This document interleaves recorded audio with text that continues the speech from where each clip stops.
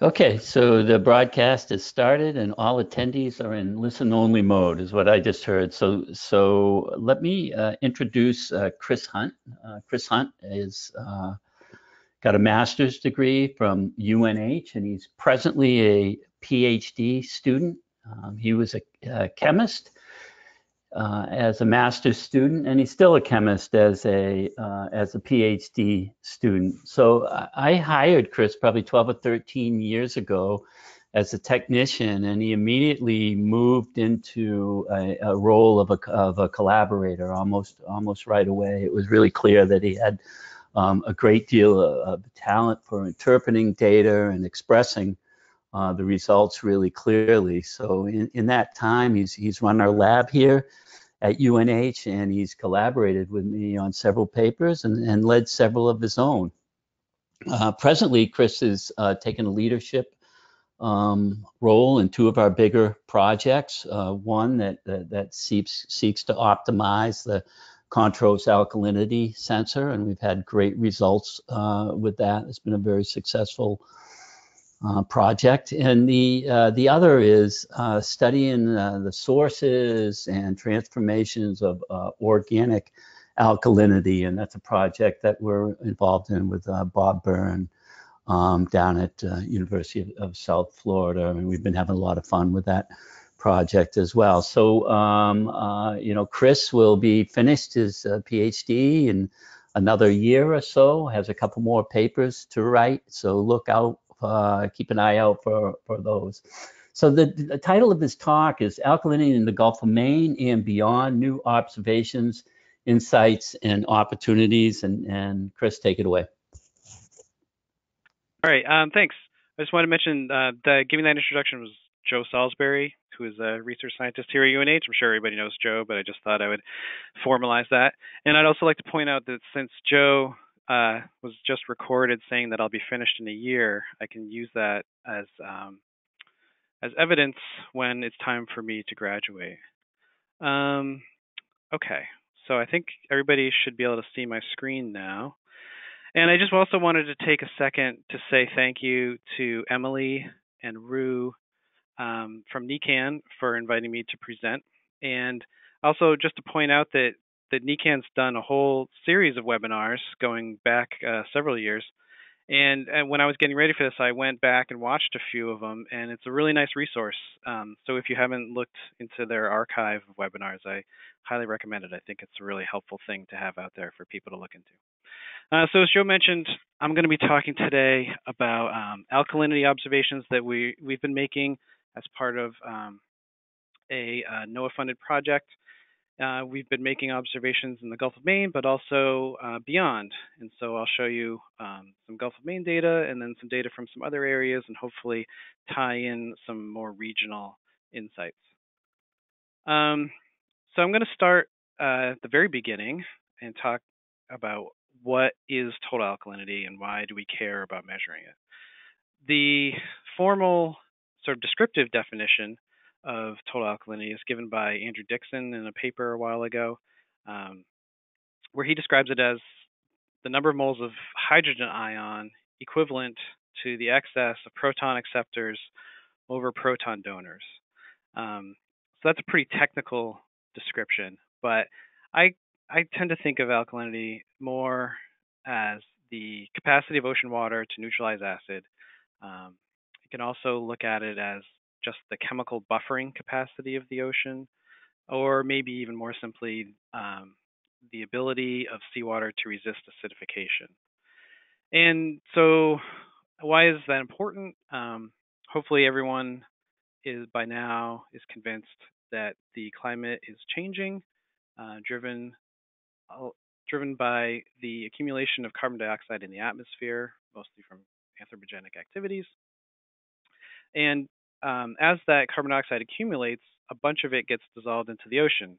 So far, we estimate about 40% of this carbon dioxide is dissolved into the ocean, which produces carbonic acid and in turn drives down the pH. And so that's a phenomenon that I'm sure you've heard of, known as ocean acidification. And the data here are just showing projected pH decreases at a number of sites around the world. But not only is the pH decreasing and projected to decrease further, but other sort of biologically important constituents are affected as well, including calcium carbonate minerals, which I'll discuss later on, but which are important to a number of species and which are also projected to decline. So then I'm not going to spend too much time on this slide, but we can look at the formal definition, the chemical definition of alkalinity. Again, we have Andrew Dixon's descriptive definition, but down here, we list all the species in seawater that we know of that contribute to total alkalinity. So total alkalinity it's just the sum of all the potentially acid neutralizing species in solution. The carbonate alkalinity, which is just the sum of bicarbonate and carbonate, is sometimes treated as equivalent to total alkalinity because it's the greatest contributor by far.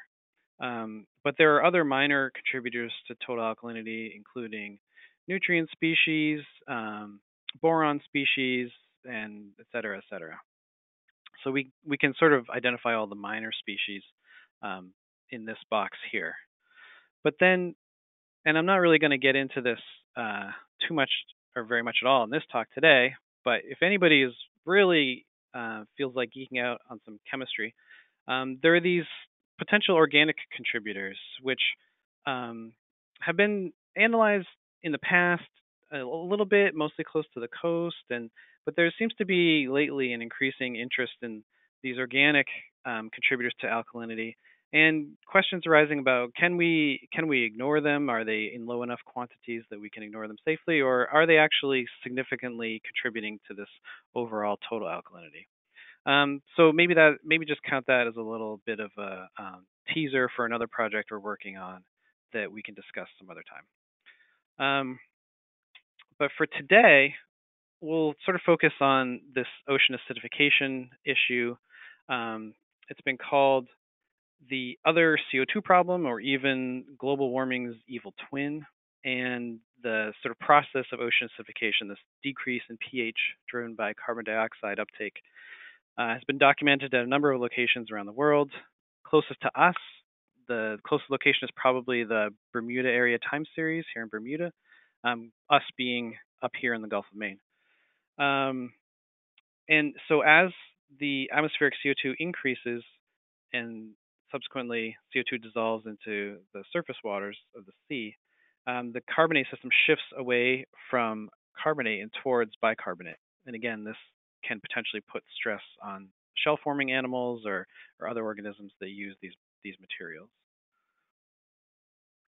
And so here in this slide, I'm just showing that ocean acidification has been getting studied. It's been a topic of increasing interest lately. But a lot of papers that are coming out are sort of showing contrasting effects on different species. So while this decreasing pH, this ocean acidification, is a really hot topic and it's being studied a lot, the effects don't seem to be universal. And so some species may not be affected by ocean acidification. Others may be dramatically affected. We may be creating winners and losers in populations.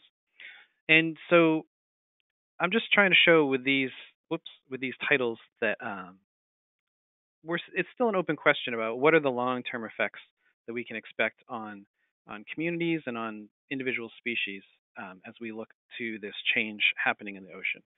And so ocean acidification is such a sort of popular topic right now. You can actually subscribe to a listserv, and every day you can get an email summarizing the latest research. And a lot of this research ends up pointing towards these findings that are sometimes contrasting with each other. So then I just want to spend a minute talking about how we examine ocean acidification, because this is going to tie into the instrumentation that we've been using and some of the results that we've been getting. So on a basic level, we need to start with some real basic measurements of physical parameters like temperature and salinity. And sometimes to those measurements, we can add like a biochemical or a geochemical measurement, maybe dissolved oxygen. But to really measure ocean acidification, we need to measure the carbonate system. And to do that, there are four basic measurements that we can do. We can measure pH, we can measure the total alkalinity, like we discussed a few slides ago. We can measure the total dissolved inorganic carbon, or we can measure the partial pressure of carbon dioxide. And so the chemistry of this carbonate system, which we can analyze with these four variables, is the main control on the acid-base chemistry of the seawater. And so then changes in the carbonate system can then be used to study potential effects on biological species.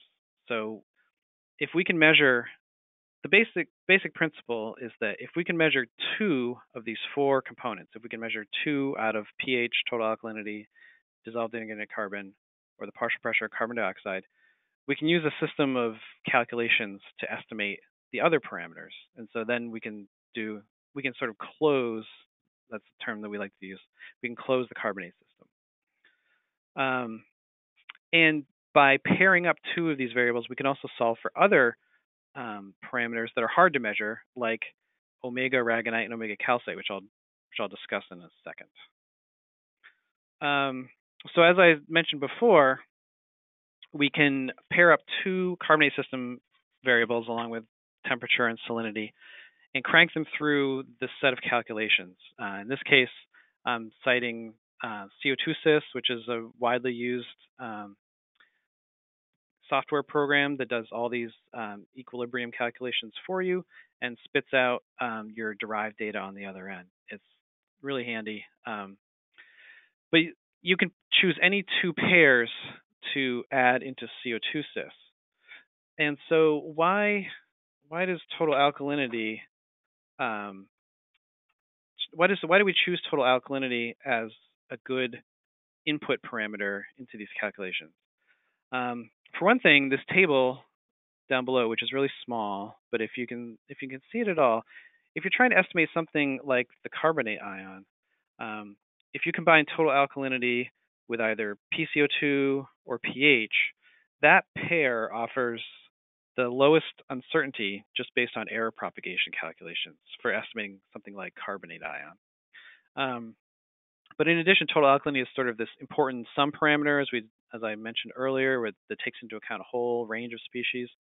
Total alkalinity is also really handy because it's unaffected by water temperature or pressure or even carbon dioxide exchange. And so it makes it a really good input parameter for models because you can move it around without affecting it by changes into those. And so we also believe that variability of total alkalinity can hold important insights for other biogeochemical processes. And again, that gets back to this idea of the saturation state of calcium carbonate. Also, so we use the symbol of omega to denote that. And all I was saying is how much calcium carbonate is in solution relative to a saturated solution. And omega has two phases, aragonite or calcite, with different mineral structures. But when we talk about omega, we're just talking about the degree of calcium carbonate saturation. Okay. And then one final note, and this is just kind of something fun that I have enjoyed looking at a little bit, is as people are talking about what to do about climate change and ocean acidification, some far-thinking people have proposed schemes to offset or ameliorate the effects of these changes. And so there's a couple papers, this one by House in 2007 and this one by Harvey in 2008. There's actually one fairly recently in 2017, all basically using the same strategy of let's raise the alkalinity of seawater by taking minerals, by taking calcium carbonate from land, grinding it up real fine, spreading it out over the ocean, and letting the ocean absorb the carbon dioxide even more than it is now to suck it out of the atmosphere. And of course, this is kind of a huge undertaking. It's not feasible in any sense, but it's kind of a fun science fiction thing to imagine. For instance, this Harvey study proposed applying 4 billion tons of calcium carbonate, which is something like 12,000 Empire State Buildings, and at a cost of about $40 to $45 billion per year, and all that to offset about 20% of anthropogenic ocean acidification. So controlling or raising the ocean total alkalinity is kind of the central strategy for these scenarios. But you can imagine that this would really necessitate a thorough understanding of the alkalinity distributions and the processes that affect alkalinity, especially in the coastal ocean where these strategies are kind of centered and discussed. So to that end, we can look back at where we've measured total alkalinity in the past. And sort of one of the best tools that we have right now is this data set put together by Taro Takahashi. The figure on the left shows this climatological distribution of total alkalinity in the global surface ocean putting together data sets from big cruises.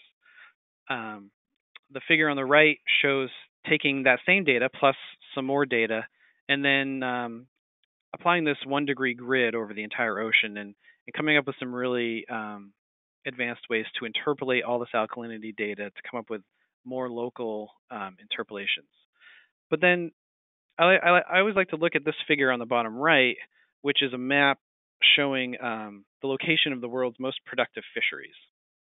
And what this is showing to me is that there's a real lack of overlap between these maps. So where our best tools and data sets for understanding alkalinity are measured are way out in the middle of the ocean, and all the fish are living close to shore. And so there's interest in getting closer to shore and understanding what's going on with alkalinity near the coast. And to go back even a little bit further, we've been measuring alkalinity for a long time. It was one of the measurements taken on the very first oceanographic expedition aboard the Meteor back in the 1920s, so almost 100 years ago. And continuing on through the earlier part of the 20th century, and there were even some coastal studies, the Baltic Sea in the 1960s, the Columbia River Estuary in the late 60s. But then really starting in the 70s, there was a series of increasingly large and coordinated surveys of the open ocean, starting with GeoSex, moving through JGOFS and the GLOBEC program. And what sort of struck me when looking at total alkalinity and the history of measuring total alkalinity is that a lot of the ideas that we're discussing today are they're not that new. That a lot of the people who were looking into total alkalinity a long time ago came up with some thoughts that are really applicable today. So, for instance, this quote from 1933 about potentially using the movements of ocean water to trace alkalinity. We do that all the time today with salinity. The processes that can affect alkalinity, such as land drainage, pollution, and photosynthesis, can cause deviations in alkalinity. That's all the way back from the 1930s. They talk about different buffer capacities in the Atlantic Ocean between north and south, looking up to Cape Cod and the Gulf of Maine. And even talking about that some soil types may impart different alkalinity signatures to different parts of the ocean. And then finally, even back in the 1960s, they were speculating on this these potential other species other than carbonate, which might influence the alkalinity, especially in the Baltic water, which is kind of high in organics. So anyway, what I'm getting at with all these quotes is that some of the things we're studying today with total alkalinity, the ideas and the questions go way back, and we're just trying to build on this base of understanding that we have. So let's get down to the East Coast and our own neighborhood. So, like I tried to show earlier, there have been these sort of global open ocean campaigns starting in the 70s that measured total alkalinity, but getting in closer to the continents, we've only started doing that about in the past couple decades. So I think one of the real first efforts to try and get at what's going on with carbonate chemistry along the U.S. East Coast was this GOMEC 2007 GOMEC cruise, and GOMEC stands for, I believe, Gulf of Mexico and East Coast cruise, I think. Um, and so this was sort of a month-long expedition that went up and down the East Coast and into the Gulf of Mexico. And in a really nice paper in 2013, Alec Wang showed that if you just take the mean alkalinity, I'm talking about the lower right-hand plot here, um, the mean alkalinity tends to decrease as you go north. So the lowest mean alkalinity transect that they conducted on GOMEC was actually up off of our coast, off of the New Hampshire coast, and then it was a little bit higher off of Massachusetts, a little bit higher again off of North Carolina, and a little bit higher then off of Georgia and the South Atlantic Bight, and then kind of leveled off after that. And so it proposed this idea that a lot of that is driven by water sources and water mass mixing. So along the East Coast, we have this coastal current, especially in the Gulf of Maine, coming in from the Scotian Shelf. We also have Labrador seawater coming in and mixing counterclockwise through the Gulf of Maine, and then out around Georges Bank and down the East Coast, past Cape Cod, and then down through the Mid-Atlantic Bight. And so the idea is that this coastal current is carrying a lower alkalinity load than water coming up from the Gulf of Mexico and being carried northward from the Gulf Stream. So we have this sort of area of low alkalinity up here to the northeast. So since GOMEC in 2007, there have been 3 more East Coast cruises. There was a second GOMEC in 2012. And then starting in 2015, there was the ECOA cruise, which kind of separated the East Coast from the Gulf of Mexico. So ECOA stands for East Coast Ocean Acidification. And then just this year, there was the second ECOA, which went all the way from Nova Scotia down to basically down to Miami. So I'm not showing all that data down to Florida. But so we have 4 really nice cruises. In each cruise, we add more measurements, more stations, and we get a better picture of what's going on up and down the East Coast. But one important thing to note is that each one of these cruises basically happens at the same time. It basically happens right in the summer. And so we're getting a really good snapshot of summertime conditions, but they don't tell us much about other times of the year. So to that end, we at UNH, under Joe Salisbury, have we're lucky enough to get this NOAA project that we called TACT. And TACT was a very convoluted acronym for Tracking Ocean Alkalinity and Acidification Using New Carbon Measurement Technologies. And basically what we want to do is take this sensor, the Kongsberg TA sensor, and put it in a number of locations and use it for a number of applications. And what I'm going to be talking about for this part of the talk is we took one of these sensors, we put it on the NOAA ship Henry Bigelow, which is based out of Newport, Rhode Island. And we used the Bigelow as a ship of opportunity. So whenever it would go out for any kind of survey, this sensor would run and take continuous alkalinity measurements over the course of the cruise. Oh, sorry, my phone's ringing. I apologize for that. We'll ignore it. And one important modification that we did was to add the ability for the sensor to periodically measure reference material. And so that would give us a good ability to QA and QC the data as over each cruise as it went. And so I got to take a brand new instrument, poke a bunch of holes in it, add a bunch of components, and then set it all up on the Bigelow. And so this is just a quick overview of the instrument itself. It operates autonomously, uses a spectrophotometric single acid addition alkalinity determination. It has pretty good accuracy. The manufacturer states the accuracy is plus or minus 25. What I'm trying to show down in this table to the bottom is that when we took our own discrete samples to compare to the sensor readings, we found that the accuracy was better than the manufacturer's specifications. And we also had some samples analyzed by Rick Wanikoff's group down at AOML, and they found basically the same level of accuracy as well, which was again better than the specifications. So we felt like this instrument has the ability to return some really really good, really accurate data that we can use for some really interesting studies. So I'm going to be showing data from 2017. In 2017, the sensor was aboard the Bigelow for 7 cruises. The map is in the upper left. That went all the way from the Gulf of Maine down into just dipping their toes into the South Atlantic Bight down past North Carolina. And so to break this data up a little bit, I'm gonna subdivide the data that we collected into these various coastal regions, from Scotian Shelf to the Gulf of Maine to Georges Bank, the Mid-Atlantic Bight, and the South Atlantic Bight. And then there's one more region which isn't showing up in this middle map, but it's just basically the Gulf Stream region is what we call it. So it's this little region here that's offshore of these coastal regions. And just for a point of reference, these are to the right. These are the stations that were on the GOMEC 2007 cruise that Alec Wang used the data from.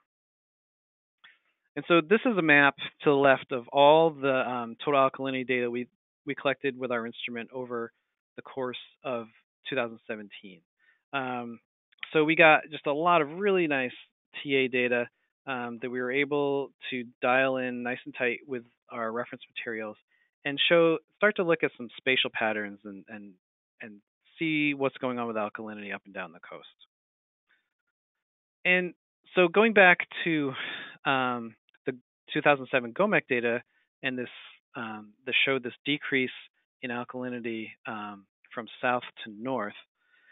If we break up our sensor data from 2017 and then we combine it with all the other ECOA and GOMEC cruises, we start to get a more complex picture of alkalinity in these regions. And so I need to note here really explicitly that this isn't a really good apples to apples comparison. So our data from the Bigelow cover, I think 6 or 7 months, whereas the ECOA and GOMEC data are only in basically in the summer, in July and August usually. And the stations are not the same. So where I'm taking the data from are not the same locations all the time. So all that is to say is to take these bar charts with a pretty big grain of salt, because statistically they're probably not perfect matchups at all. But despite all that, I really like this graph because it shows some really interesting stuff. And what it says to me is that the general pattern of higher alkalinity in the Gulf Stream, in the South Atlantic Bight, that still holds true. But when we compare regions like the Mid-Atlantic Bight and Georges Bank and the Gulf of Maine, that trend doesn't show through as clearly. And part of that might be that some of Alec Wang's stations from 2007 fall into different regions than he's labeled under the transects. But in general, the picture is just more complex. But one really neat trend that comes out is here in our neighborhood in the Gulf of Maine, where even if you ignore our 2017 data, which is the highest alkalinity out of the 5, the other 4 cruises, the GOMEC and ECOA cruises, show a steady increase in total alkalinity from 2007 to 2018. And each increase is significant compared to the next cruise. And so it basically amounts to a little bit more than 1 micromole per kilogram alkalinity increase per year. That again, excluding the 2017. So our data from 2017 show the highest alkalinity out of these data sets, but it was also the saltiest with a mean salinity of 32.2. So what this is saying is that, to me at least, is that the story in where the alkalinity comes from along the East Coast may be more complex, may require some more thought and some more study, and also that just in the Gulf of Maine, the alkalinity is changing at a really remarkable rate. And again, 2017 appears to be perhaps an exceptional year, and we'll talk a little bit about why that might have been. The previous slide showed samples and alkalinity data collected just from 10 meters or less These are samples from 250 meters or less. And again, same basic pattern, higher alkalinity in down south in the South Atlantic Bight and in the Gulf Stream. And again, sort of similar mixed results in the Mid-Atlantic Bight and Georges Bank and the Gulf of Maine. These data in the Gulf of Maine, including all depths, don't show that same increase. So it may be more of a surface phenomenon that we're seeing. And one reason why I really got interested in alkalinity and this whole concept is because in theory, alkalinity should be conservative with salinity. And so there's been a lot of study, discussion of how to estimate alkalinity from salinity. And one of the best tools that we have is this one from Lee in 2006, where he proposed salinity alkalinity relationships for broad ocean basins. But then closer to the coast, here we're showing some of our data that we've collected here at UNH with the blue points, show that the mixing of alkalinity with salinity appears to be different than that. And that's reflected in this paper from Wei-Jun Cai from 2010, where he actually took the GOMEC data and prepared regional alkalinity regressions. And his line seems to fall pretty close to our observations. But again, so can we use our data from the Bigelow to come up with even better regressions to estimate total alkalinity over broad scales, maybe even using satellite data?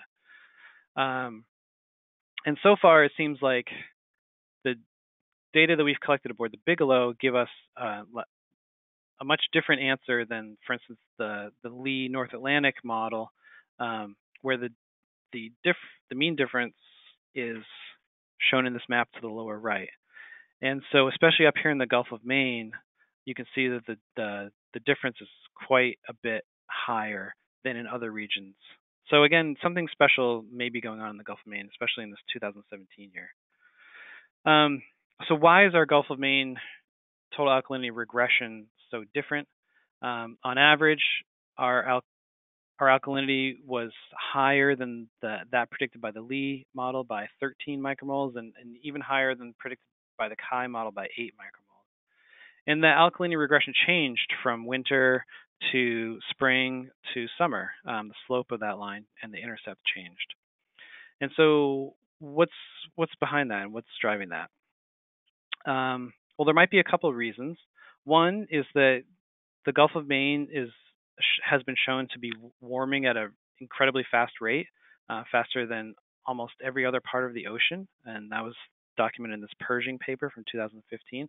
So warm water may indicate that the Gulf of Maine is getting its water from someplace different than it has in the past. And two, this warming has been accompanied by an increase in salinity of over a PSU. That should change alkalinity by quite a large amount as well. And this is from a paper from last year from Grodsky that showed this step up in salinity since about 2014 or so in the Gulf of Maine. And then on top of that, in 2017, or from 2017 into 2018, there was an intrusion of even saltier water into the Gulf of Maine. So this is from a new paper, again from Grodsky et al. In 2018, that showed that this mass of really salty water coming up from the Gulf Stream sort of peeled off and entered the Gulf of Maine through the Northeast Channel. And so we maybe see some of this new salty water mass may be showing up in some of our data that we measured aboard the Bigelow. And just to give one more sort of interesting plot to go along with that, if we normalize all our 2017 total alkalinity data to a constant salinity, to a salinity of 35, so how much alkalinity is in a certain place relative at a constant salinity, we see the Gulf of Maine had a really high normalized salinity, or I'm sorry, normalized alkalinity. So it seems like something unusual was going on up here in the Gulf of Maine in 2017. So I'm gonna leave that there for now. I'm gonna talk about real briefly a couple other projects that we've done using these sensors. This is the ASRAMP cruise. It's a 3-month deployment, leaves out of Hawaii, and surveys these reef islands in the South Pacific. And so we put our sensor on board the Hi'i Alakai and sent it out on its merry way and got some really nice data that we're still playing with. But this is the general cruise track and some of the results that we got. You can see this nice drop in alkalinity around the equatorial upwelling zone. So this is a really fun data set that we're looking forward to playing with some more. And then we took one of these sensors down to Puerto Rico and put it on a small boat and used it to survey bioluminescent bay and a coral reef area. This is a picture of me looking really happy because I'm in Puerto Rico in the middle of winter instead of up here in New England. So it was a really nice opportunity just to get away and get some really nice data too. And then we partnered with Jess Cross and sent one of our sensors out aboard the Healy, which is a Coast Guard ship that goes up off the northern part of Alaska into the Chukchi and Beaufort Seas. And so the instrument was out for about 2 weeks, and again got a really nice alkalinity distribution all up in the North Sea where we've never been before. Or, I'm sorry, in the up north of Alaska.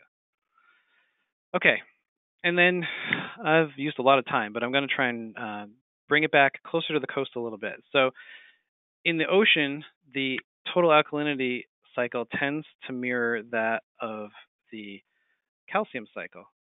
So basically, the inputs from mineral weathering are balanced by burial and sediments. And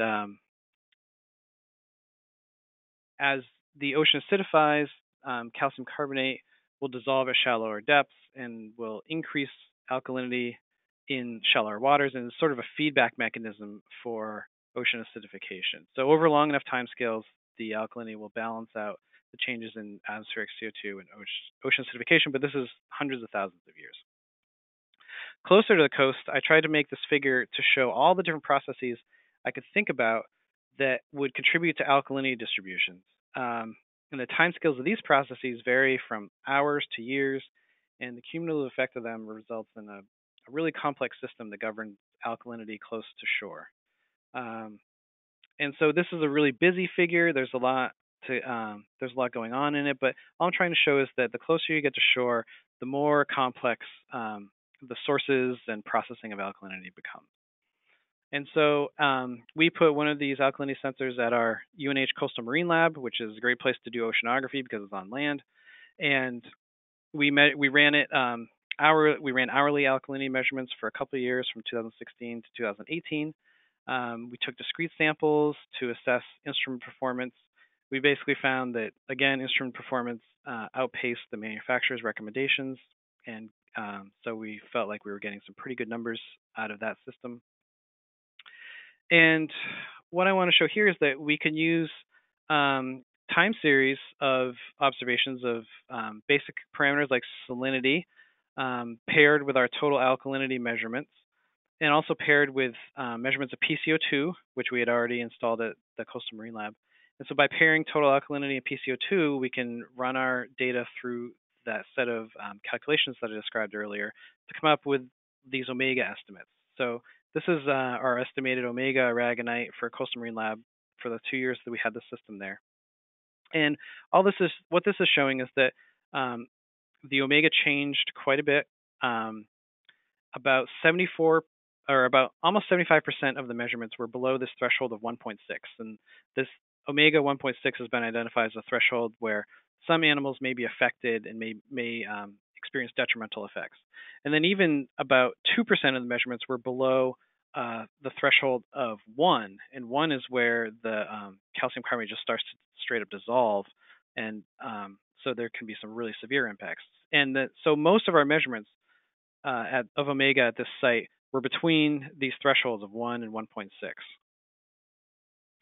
And in addition, we can start to do some fun things about picking out the total alkalinity and salinity at high tide and at low tide, and looking at processing. The Coastal Marine Lab is located at the mouth of a big estuary called Great Bay, and so we can start to look at how the water that flushes up into Great Bay in the incoming tide might be different than the water that comes back down during the outgoing tide. So here we've picked out the high tide and low tide data, and we can look at changes in alkalinity and perhaps alkalinity removal over the course of a tidal cycle between high and low tide. And we can also look at changes in total alkalinity and dissolved inorganic carbon, and then start to line those up with how those changes, how they line up with the expected changes due to a number of processes, such as aerobic respiration, denitrification, sulfate reduction, calcium carbonate dissolution, etc. And so here we're scattering all our data along these lines, and these lines are colored by the different processes and how they affect total alkalinity in DIC. And then we can start to pick apart our data perhaps by month. And so what this is showing is that the processes that are affecting total alkalinity and dissolved inorganic carbon change over the course of the year, where here in the summer and the fall, we get much closer to this respiration line, and sort of between this respiration line and this denitrification line, whereas in the winter and in the spring, we're closer between denitrification and even sulfate reduction. So the addition of these instruments gives us some ability to do some really cool ecosystem analyses. All right, I'm gonna skip this slide for now. And then finally, we think that these alkalinity measurements can be a useful addition to a number of observing systems. There's lots of technology out there at different levels for observing all 4 of the carbonate system parameters. And you can start examining the carbonate parameters at a really basic level just by measuring temperature and salinity and pH. And maybe you can model omega using assumptions on calculating total alkalinity from salinity. You could add PCO2 to that. There are commercial PCO2 sensors. You could add dissolved inorganic carbon or total alkalinity measurements if you wanted to go really far. But of course, you have to validate all your data, and the more accurate you want to get, the more money you're going to spend. And so to that end, we think that these total alkalinity systems can be used to augment some observation efforts that are already going on. Perhaps by coming up with localized relationships between salinity and total alkalinity. And how this all really came about, I'm going to skip through this really quick because I'm running out of time, I think, is there's been several meetings this year between citizen science monitoring groups and researchers here in New England. And so they conducted a survey of Connecticut, Massachusetts, and Maine of volunteer groups and how many groups were measuring which parameters. And what came out of these surveys was that almost everybody was measuring temperature and salinity, and almost everybody was measuring oxygen and pH. So we've already got perhaps one carbonate system parameter being measured, but then it really drops off, so hardly anybody was measuring a second carbonate system parameter. And these groups are really interested in improving their science and moving up a level so they can measure the whole carbonate system. And so we have there's an idea percolating here in the Gulf of Maine and in New England to coordinate all these monitoring groups and put together what's being called a shell day. So once these groups are all coordinated and organized, then we bring everybody together on a certain day in a region. So for instance, in Maine, and all the groups go out and collect samples all at the same time and bring them back to a centralized location. And we can use this new alkalinity technology to analyze samples right there on the same day or maybe the day after. And the ones that we can't analyze, we can preserve and bring back to the lab for further analysis. But we do sort of a blitz idea. And if we do this for the 3 regions in New England, we can hopefully come up with ways that these volunteer monitoring groups can estimate alkalinity from some other measurements that they might be making, and then make their overall measurements more robust. And so I think I've taken up enough time for everybody this morning. So I just want to say thanks. There's a lot of people that I've been working with. And I wanted to also thank those who tuned in today. And I know Dwight Gledhill is on the line, and he can organize any questions that anybody might have. So thank you very much. Thanks, Chris. So I don't know if anybody can hear me. I can hear you, Dwight. Yeah, I can hear you. Excellent. So we'll assume everybody again. So I'll just read off some questions that came in, or some are comments, and I'll let you give answers to them. So I guess this is a comment that came in from Jean-Pierre Cattuso. He just wants to point out that there's a new article by Jim Orr coming out in Marine Chemistry that's looking at the routine uncertainty propagation to the marine carbon system. And so that might be useful for this community to look into. I also noticed, yeah, there's a news item on the OA listserv that came out about that. And so that seems really great because they're also distributing modified versions of software packages to do this error propagation. So there's a version of CO2sys that will make it really easy to do error propagation. It's going to be something really, really valuable for people working in this field. Yeah, definitely. I'm excited about getting my hands on that new version as well. Okay, another question from Joseph Kunkel asking, how does the lack of measurements during times when ship transits are not made, such as in the winters in the Arctic and the Antarctic, affect the estimates of alkalinity at the ocean scale? So you broke up a little bit there, Dwight. You said can you say it again, please? Yeah, sure. Please put your microphones on mute. We got some feedback. Hopefully that's better. Okay, so how does the lack of measurements during times when ship transits that are not made, such as in the winter in the Arctic and in the Antarctic, how does that affect our estimates of alkalinity globally? Oh boy, that is a good question. I mean, I think, boy, I mean, obviously you're going to have areas that are just going to be undersampled, unless you can come up with a technology that can work under the ice or something like that. Yeah, I mean, it's a problem. I think that we're just getting to the point where the technology is available to make routine measurements on shipboard without being a dedicated cruise anyway. So we're just at the beginning of of expanding our measurement capacity. But I still think that's a very good point that we'll be missing certain periods of the year or certain areas that will just be inaccessible. So that might be where if we can parameterize a model, and then we can fill in that gap using knowledge about the alkalinity relative to certain water masses and where that alkalinity might go. That might be one way to approach it. But I don't know. I think that's I think that's a very good thing to point out, is that there'll still be gaps no matter how good the technology gets.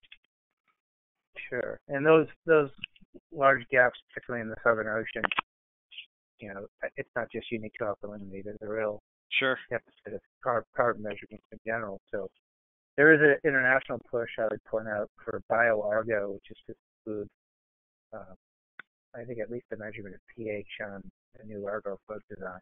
So that won't give us alkalinity directly, but maybe we can infer it in some capacity. No, that's a really good point. So next question, another one from Joseph asked, on the Bigelow, we measured top and bottom pH spectrophotometrically on the groundfish survey over 2 seasons, and we found top and bottom mirrored each other by comparing contour mapping. Particularly deep locations like the Hudson Canyon and Wilkinson's Basin were seen as similar by contour. Admittedly, from only pH estimation, what could be showing such reflections over great depths, or why they're mirroring each other, I guess? And could more rapid diffusion of protons, maybe 10 times that expected, allow for such a phenomenon, upwelling of organics? And your plots do some association with Wilkinson Basin. Any further thoughts on bottom-up association? Yeah, so I know Joe and I have kicked around these ideas before, and I don't know. I don't have a good answer for that. I think in general, a lot of the data that I've seen, and even some from Wilkinson Basin, has shown different alkalinity between the surface and the bottom. But if there are these data that show similarities between surface and bottom alkalinity, then I think that there's probably more to that story. In general, I think alkalinity tends to change at the bottom with benthic processes but also with resuspension. But I think that this idea of proton diffusion, especially accelerated proton diffusion, is really interesting, but it's something that I don't know a lot about. Yeah, I also put out, so he mentions they're making measurements not of alkalinity to be a spectrophotometric pH. And it seems to me if they're mirroring each other, my first thought on that is you have to recognize that there's a temperature dependence, significant temperature dependence on pH. So if you're having warming and cooling, so while they may not be identical, if they're mirroring each other, my first thought is that's probably a reflection of the temperature changes are mirroring each other. And I'd be wrong. But I think that so that's a good point. He was I missed that part that he was discussing pH. So the evidence that I've seen from alkalinity shows differences between the top and the bottom. So this could be a place where pH and alkalinity differentiate from each other. Yeah, I agree. And I don't think he was arguing that. I don't think he was stating that they're identical, but they mirror one another. So yeah. One goes up. Yeah, so the contours mirror each other. So yeah, that's right. So Leticia Cabrero from AOML asked, how well do you feel the volunteer science groups are measuring their pH? That's a really good question.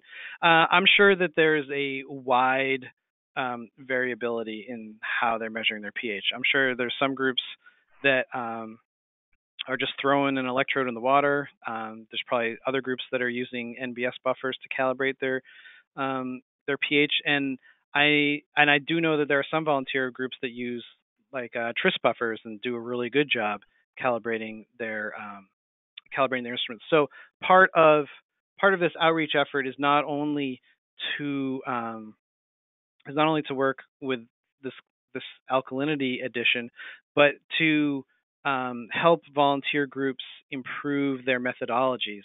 So Jason Greer and Adam Pimenta from the EPA put out a really nice document recently, which is a really accessible way for groups to evaluate their methodologies in coastal settings, and with some really good suggestions on how to improve them. So I think Leticia's point is taken to be a very good one, that even if these volunteer monitoring groups have alkalinity estimates or alkalinity measurements, if their pH is really not up to par, then any data that's paired with the alkalinity is not going to be particularly useful. And so that's why there's definitely efforts to look at their overall monitoring strategies as well, and not just the alkalinity. Right, exactly. And actually, I guess that was not Leticia, even though it says the name is that. I think it was actually Rick Wanakoff. It was Rick Wanakoff, I guess, who asked that. So I guess the names don't mean anything over here. That might be wrong. So a question regarding, when do you think Shell Day might be happening? Oh, well, that is a good question. We're hoping, I think, for summer of 2019. So there's a lot of effort and momentum, but we don't have a date yet. But the plan is sometime in the upcoming year. Great. Okay, and another question here from Joseph asking, could focal deposition of calcium carbonate pellets in artificial lobster bait affect the pH, or I guess alkalinity for that matter, of the bottom water where the lobsters live, rather than broadcasting of calcium carbonate over all the ocean, which is trying to affect the whole water column? So I guess they're arguing maybe for a local mitigation strategy might be to I see. I see. Carbonate pellets in lobster bait.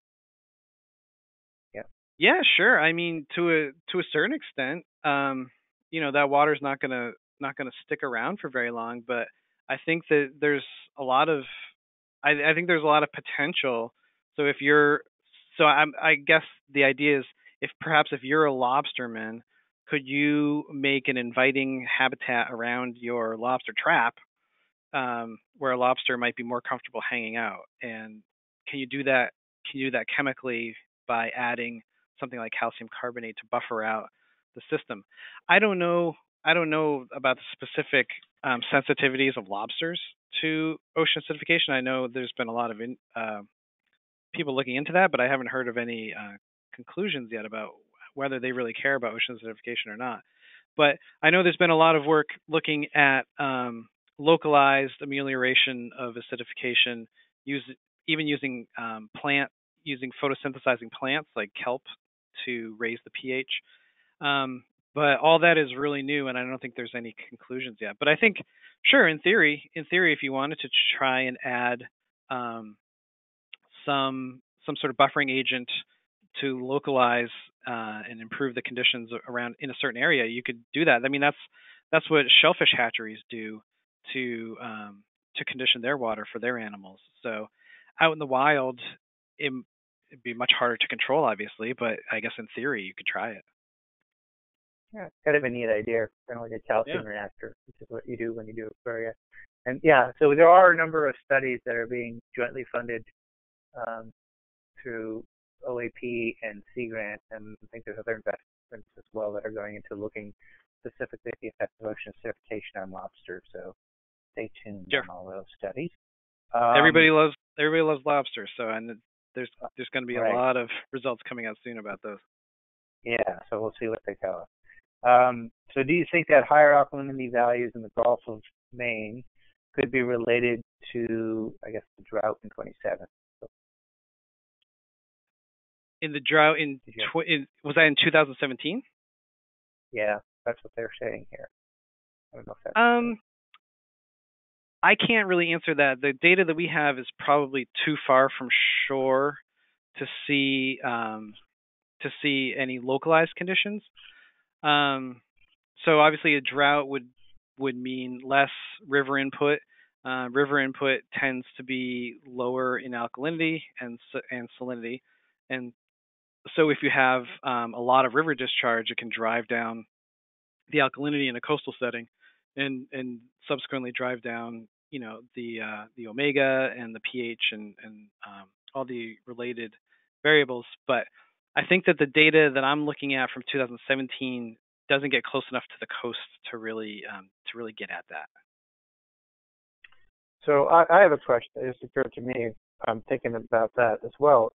So when you looked at the comparison between the performance of Katakli's relationship in the Gulf of Maine versus your own relationships, since we now know that there's an increased influence of the Gulf Stream water mass in the Gulf of Maine, right? So so Katakli actually provided, I think it was 5 different algorithms specific to different ocean water areas, as a subtropical and tropical. So you looked at not looking at the subtropical, but looking at the tropical, since you're now getting a tropical water bath? Right. No, I haven't done that. That's a really good idea.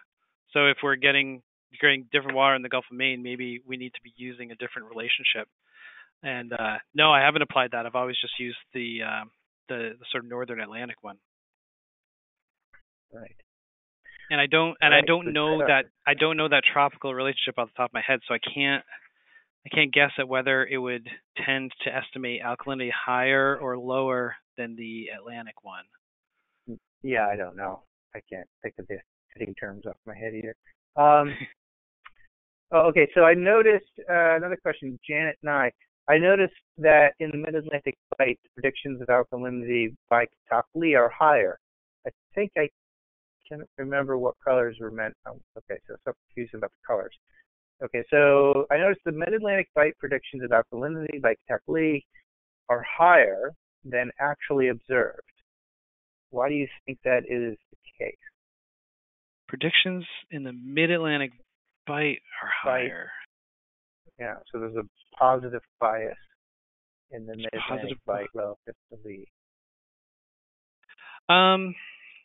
Well, let's see. I can't find a slide off the top of my head. I know I had that prediction for the Gulf of Maine. I don't remember showing it for the Mid-Atlantic Bight. But despite that, if the predictions from Kitockley were higher than the observations in the Mid-Atlantic Bight, I think my speculation would be that it would be due to the coastal water masses moving down from the Gulf of Maine and even from the Scotian Shelf that aren't captured by the Lee algorithm. Mhm. So I think that those water masses would be fresher and would have less alkalinity than the sort of general North Atlantic water masses. Okay. Dan McCorkle says, nice talk. What factors currently limit the precision of the sensor, and what are the prospects for improvements? Oh, okay. Let's see. What currently limits? So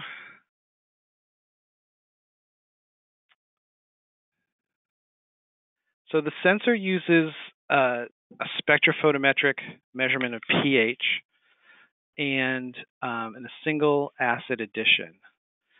So one thing that could perhaps influence the precision of the sensor would be how precisely we can add that known volume of acid to a known volume of seawater.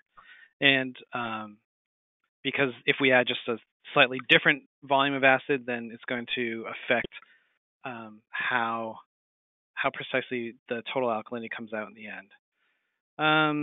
Let's see. Beyond that, the other thing that we've run into with these sensors is one step in the process after acidification is removal of the carbon dioxide. And so this sensor uses a soda lime chamber, and the carbon dioxide diffuses across a membrane and is absorbed by the soda lime.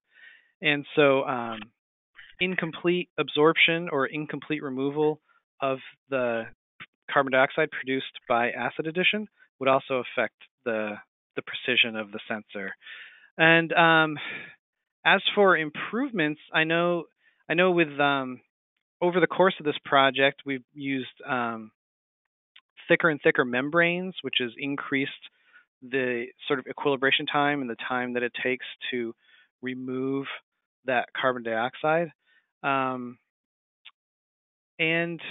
so I think that has helped the precision, although it's also it's also slowed down how long it takes to measure one sample, which is kind of a drag. And beyond that, I don't know what other improvements are on the horizon to modify the system any more than what we've done already. But I'd have to talk to the manufacturer and see if they have other engineering solutions to drive it down even further. And has Contrast been responsive to, so you've had dialogues with Contrast and made suggestions, and have they made modifications to the system? Yeah, so that's a good question. So this has been a really unique project in that Contrast hasn't just been like a vendor, but they've been actually a partner in this project. And so it's been a really good two-way relationship where we've been able to take these systems and really put them through their paces and then give feedback to Contrast. And they've made a number of changes relative to our findings and our suggestions. And so it's been a real two-way street between us and them for this project. They've been really responsive. That's good. So this is a real public-private partnership in a way.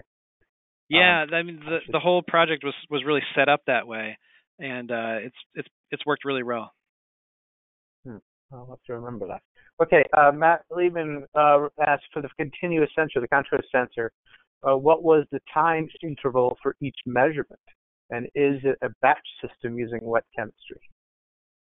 What was the last part? Is it a batch system? Is it a batch system? So I guess in a way it is, because it basically takes a sample all across, runs a batch, and then waits a period, and then it takes another batch, right? So it's not continuous flow through like continuous flow through section. Oh, I see. Yeah. Right. Okay. Right. So as far as the time interval goes, like I sort of mentioned a minute ago, it's been increasing as the system design has been evolving. So the first system that we got would run a sample in like 6.5 minutes. I think currently it's like 9.5 minutes. So somewhere in that range, probably you could probably budget on 10 minutes per analysis and be pretty safe. And then it is wet chemistry, so the system has an internal pump, and so it basically has a hose connection, and when it's ready to take a new sample, it pumps it in. The system pumps it into itself, and so we just give it a feed of filtered seawater, usually in like a little reservoir that it can draw from, and then whenever the system is ready, it just draws out of that reservoir and to do its analysis. Great. Well, thank you, Chris. I think I've come to the end of the questions. I think it was a really insightful talk. Thanks for Dwight, I taking had the time one to do it. more. Oh, One more. Dwight, yeah. All right, I had one, but my go question ahead. box isn't working. Okay, sorry. I was just wondering if Go the for it. observed increase in salinity that you're seeing in the Gulf of Maine is, if you translate that to total alkalinity, if it's consistent with that temporal trend you observed through the GOMAC and East Coast OA cruises. This is Sam, said Lucky, by the way. Sorry. Oh, hi, Sam.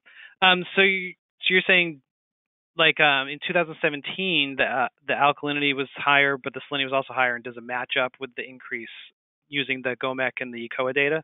Well, you also mentioned a long-term trend in salinity, right? Well, I mean, long-term since 2013, 2014. Yeah. That is another good question. I do not have an answer for you. I mean, eyeballing it, I would say, I don't know, because it feels like in the salinity change in 2013, hearing myself, the salinity change in 2013 was kind of like a step up, and then it has been higher but variable since 2014 instead of sort of steadily increasing. So I think that it probably won't match the increase, say, from 2015 to 2018 that we see in the ECOA data, but I have to look at a longer term salinity, because the salinity data that I'm looking at only goes up to 2016. Okay, thanks. Sorry, Dwight, that's all. No problem. Thanks, Sam. Yeah, so I would also ask, as you guys are collecting all this data and working up unique salinity-alkalinity relationships across this region, is there somewhere where someone can go and find those algorithms that's most relevant to where they're working in? So if I happen to be working off Cape Hatteras, is there an alkalinity that's relevant to that domain that is better than Katak Lee or maybe the Wojun Kai algorithm? Is there a repository for that where we can find that? The data from this project will all be put into NCEI. It's not there yet, but that's probably the best place where you're going to go and look and find those. But that'll be the data itself. Is there any intent? Oh, you're talking about like a synthesized Well, yeah, to see if you're putting out a paper that's going to maybe provide new fitting parameters specific to these regions. Yeah, that's I have a manuscript that I'm working on right now that does exactly that. It does new regressions and compares them to ones that are already published and offers some suggestions in exactly what you're talking about. So I would say stay tuned. That's one of the papers that I'm working on for my dissertation, and so that should be wrapping up soon. So in a year, which would be great. But because I'm looking at the citizen scientists, armada of people out there, and while they may not be sampling carbonate chemistry very well, they've all got a very long, robust time series in salinity. And so if we have a better handle on the relationships, we might be able to get some first order estimates of the alkalinity dynamic. So yeah, definitely. And so that's the driver behind the Shell Day, but that's also the driver behind sort of this paper that I'm working on now too. Fantastic. Well, if there are no more questions, I know we've run 10 minutes over. Again, thank you for your time. Thanks so much. All right. Thank you, everyone.